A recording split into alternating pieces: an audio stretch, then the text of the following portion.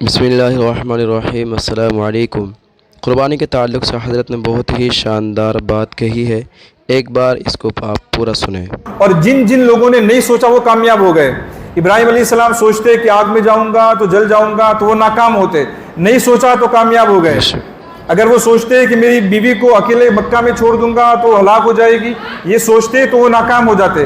انہوں نے نہیں سوچا تو آج پوری دنیا ان کو یاد کر رہی ہے، ان کے بیٹوں کو یاد کر رہی ہے، اور ان کے یادگار ان کے کام یادگار کے طور پر ہر سال زندہ کیے جاتے ہیں۔ اگر وہ یہ سوچتے کہ بیٹے پر چھری چلاؤں گا تو وہ ہلاک ہو جائے گا، اس سے کیا فائدہ ہوگا، تو وہ ناکام ہوتے۔ انہوں نے نہیں سوچا تو وہ کامیاب ہوئے۔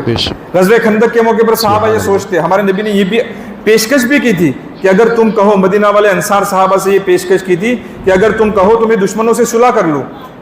انصار صحابہ نے کہا، وہ بھی صحابہ کی رعایت میں کہا تھا، انصار صحابہ نے کہا یا رسول اللہ ہم حق پر ہیں، کہا حق پر ہے، پھر ہمیں کوئی پرواہ نہیں ہے، ہم مر جائیں گے تو کوئی پرواہ نہیں ہے۔ اگر وہ یہ سوچتے کہ یہ نقصان کی چیز ہے، یہ سوچتے تو آج شاید مدینہ نہ ہوتا۔ انہوں نے نہیں سوچا، آج مدینہ پوری دنیا کے دلوں میں، مسلمانوں کے دلوں میں بسا ہوا ہے۔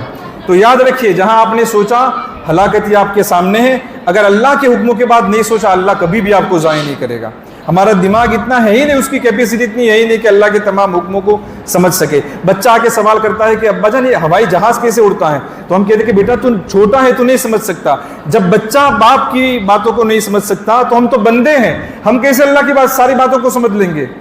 بہت سی باتیں ایسی ہوتی ہے کہ باپ کو یہ پریشانی ہوتی ہے کہ میرے بیٹے کے اس سوال کا جواب کیسے دوں، کیونکہ وہ نہیں سمجھے گا، اس کا دماغ چھوٹا ہے، وہ نہیں سمجھے گا۔